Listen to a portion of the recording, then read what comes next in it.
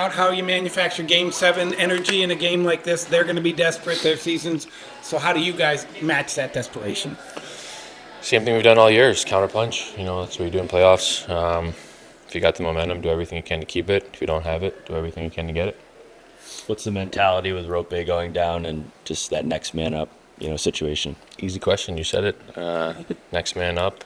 So different guys will slide in different positions and, do your job. Are you one of those guys? Because you've had to slide into the center spot at times. Maybe. Yeah, I know. So how do you look at that when you get? I mean, you've done it 100 times, but it is different. It is the playoffs. I'm gonna tape my stick the same way. I'm still gonna hot tub and cold tub. So, you go into the game kind of the same way. Stick to your routine. Whether you have a new opportunity or a different spot, just try to find the excitement in it and do your job. And then defensively, it seems like as a team, you guys have been playing extremely well against a very good offensive team. Anything in particular, or again, this is just the carryover from what you guys have done all year? Yeah, we have a team aspect as far as how we defend, and then we got players like Miro and Jakey and just elite guys back there. But we put a lot of onus on our forwards of how we're tracking, how we're forechecking, and it all falls into how you defend. Is it fun for a quote-unquote skill offensive forward to venture over to that side too? I think Jason Robertson has kind of been very noticeable in hitting and blocking shots and doing things he may not regularly do during the regular season. It's a heck of a lot of fun winning, Mike. So yes, it is. That's what it comes down to.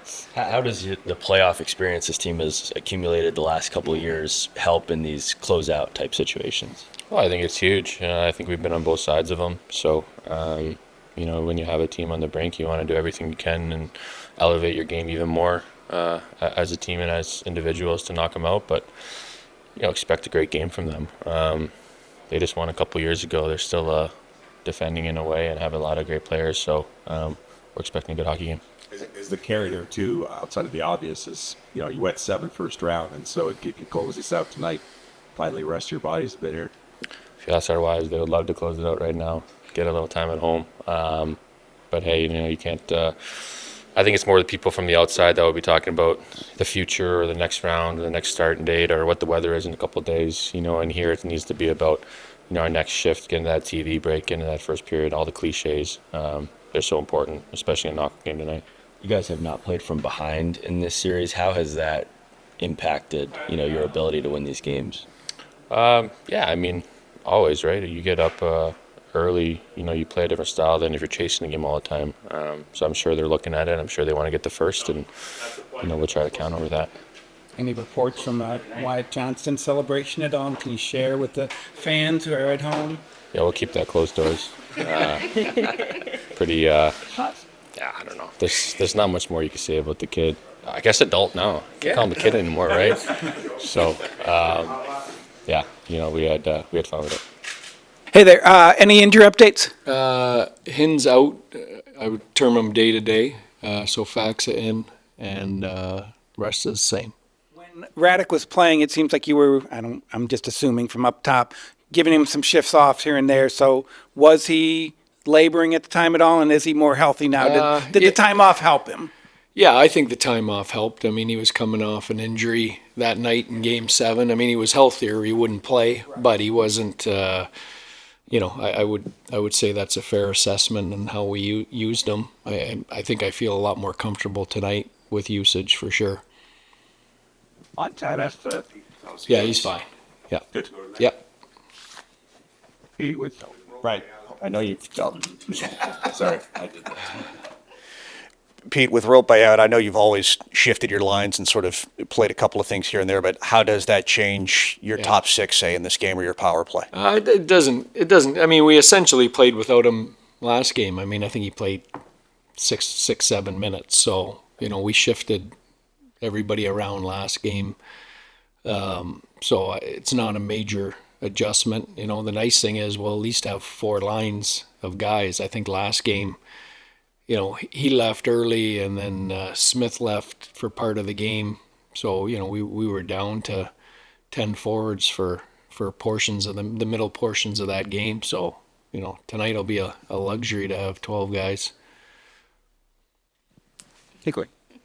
I keep beating the Dodonov drum, but he'll probably move up the lineup. Is it that kind of show what he does? I know you've sang his praises because of your history with him, but he can play the fourth line, he can play the first line, second line, whatever he needs to do. Yeah, he's been great, and he got hurt at the end of the season. I think might have even been a blessing, because he's an older player. I think he came back. He's had fantastic legs, great energy.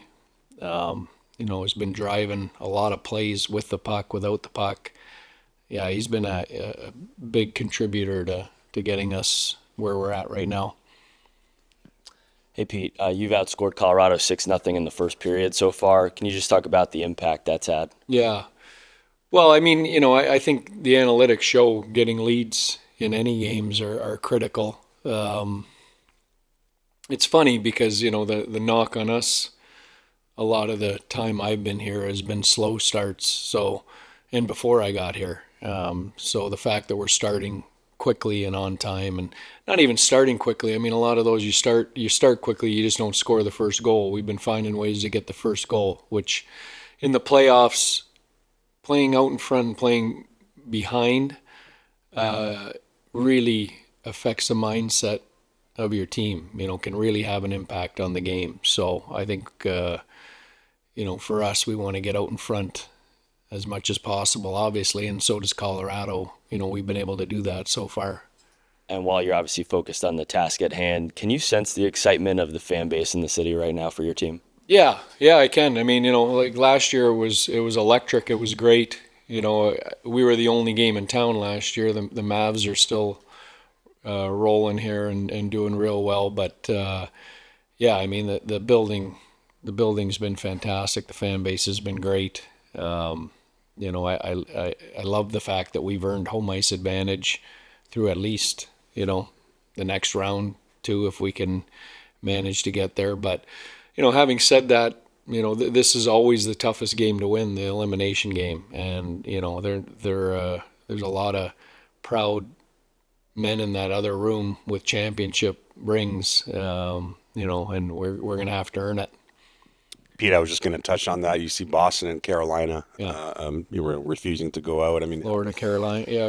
Both. Yeah. Yeah. How do you, over the years as a coach, try to get your group to artificially match that same desperation level at the team whose season could end? Yeah, it's always the $1 million question. I don't know if you can. You can't artificially manufacture the fact you're sitting there when the puck drops and you're going home in 60 minutes for the season if you lose. That's hard to manufacture, that desperation. At the same time, I think as a coach, you just have to impart on your group, the importance of taking advantage of these opportunities. One, because they can disappear quickly, like you see around the league. And two, finishing off teams and getting rest as you move forward has shown to be critical too, when you have that opportunity. So, that should be where our desperation comes from. Well, obviously tough news that Rope is out, but you're obviously back in the lineup. How do you approach this game tonight as you return? We had to approach it like the last 3 games, I think all 4 games we played pretty good so far in this series, but just the first couple games where the end of the game, the third period was kind of tough for us, but I think we are playing good, so we have to just keep playing like how we did all 4 games. For you personally, the first couple of shifts, what are those expectations? Because obviously pace is different in a playoff game, and it's going to be a lot different with that particular team. Yeah, it's tough to come back in playoff series, but I already did it once against Vegas, so I kind of know what to expect, and obviously it's different than regular season, and the most important is to have first couple of shifts simple and feel good about yourself, and then the rest of it will take care of itself. Did you play mini sticks with Elliott this morning, and did you promise him another goal? Not yet. I always do after pregame skate, so I'm planning to after this skate. Yeah. What has been the process of just you had that big goal and now you're trying to stay ready and you're right back in it? Yeah, obviously we would love to play. We're kind of frustrated, especially I think I played pretty good, but we have really lots of good forwards here, big depth. That's what you need for playoffs, and you need to just stay ready. We are here for one reason, to win the Stanley Cup, and sometimes you have to do some sacrifices, and you have to be here for the team whenever the team needs you, and I'm ready to play. You said he was kind of using you a little sparingly because of your coming off the injury when you came back. Are you healthier now? Has the time off helped?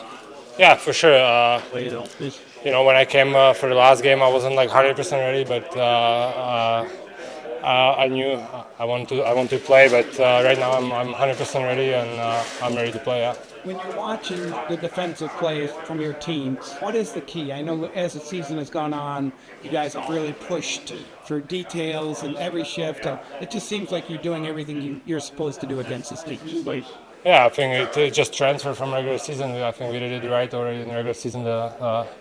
Defending hard, every guy on the ice know what to do, and it's then you play quicker and read from each other, so it's much easier in the defensive zone, and just make the simple plays. When you're under pressure, just chip the puck from the defensive zone and regroup. As a penalty killer, what did you see and why, especially in that shift that kind of just turned the game there? I mean, what have you seen from him this year? I mean, he's basically just started kind of killing penalties this year.